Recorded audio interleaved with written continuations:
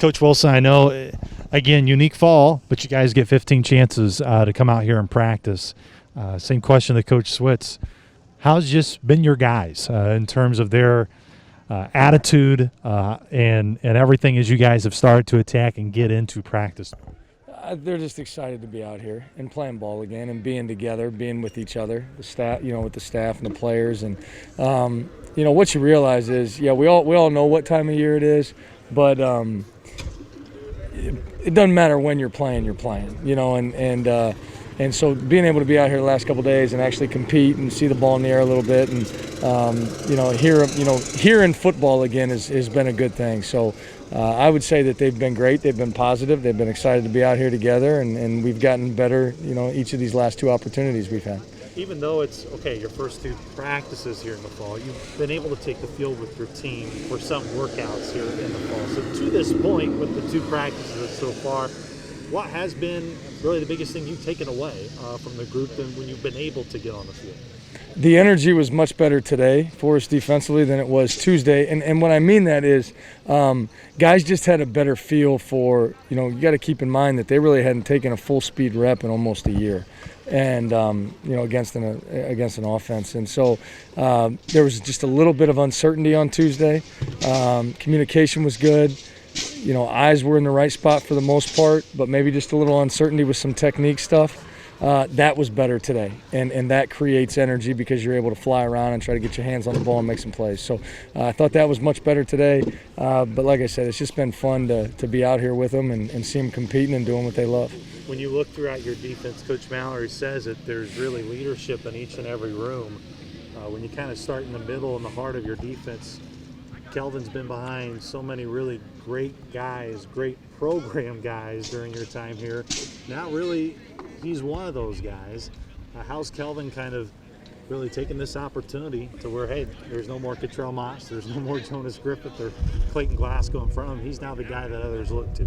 I think the rite of passage and the transition that Kelvin has gone through is he's now not following the example, he's now setting the example and setting the standard. And he's been fortunate to be with a couple guys the last few years that, did a great job of setting that expectation and the way they went about their work and what they demanded of their teammates and how they brought everybody around them and made them better.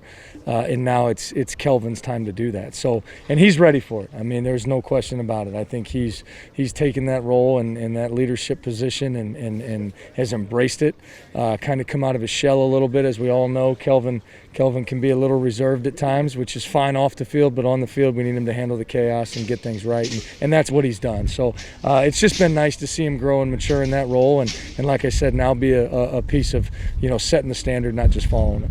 I think you really could have made an argument last year, fully healthy. Jonas and Clayton were the two best linebacker duos in the league out of anybody. So the expectation's been there. You guys have always said where that position here in your time here has been really good. Where does a guy like Heath maybe fix it to? Davion Higgs, who's had tons of playing time for you. I know there's Matt Thompson, who of course is going to be another main leader on that side. Is that position you think, even though yes you lose two guys you wish you could have back, but still there could be some guys that maybe surprise other teams throughout the league and other people, but not necessarily you guys internally? Absolutely. I mean, I think that, going into last year, we as a staff knew what we had in Jonas, as well as everybody else in the country knew what we had in Jonas. We as a staff knew what we had in Clayton Glasgow, nobody else did.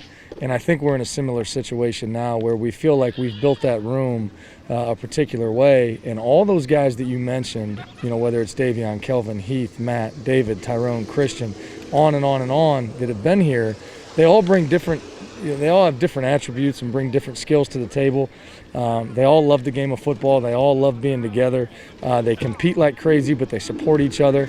And I think that we know what we have in that room, and it's only a matter of time now before I think the rest of the league and the rest of the country sees that as well. So we're fired up about what we've got there. Throughout the defense, the biggest thing you're harping on right now that you want to come to fruition in the spring, where you turn on your defense and go, man, I'm glad we worked on this in the fall, because I can really tell this is better and more sharp.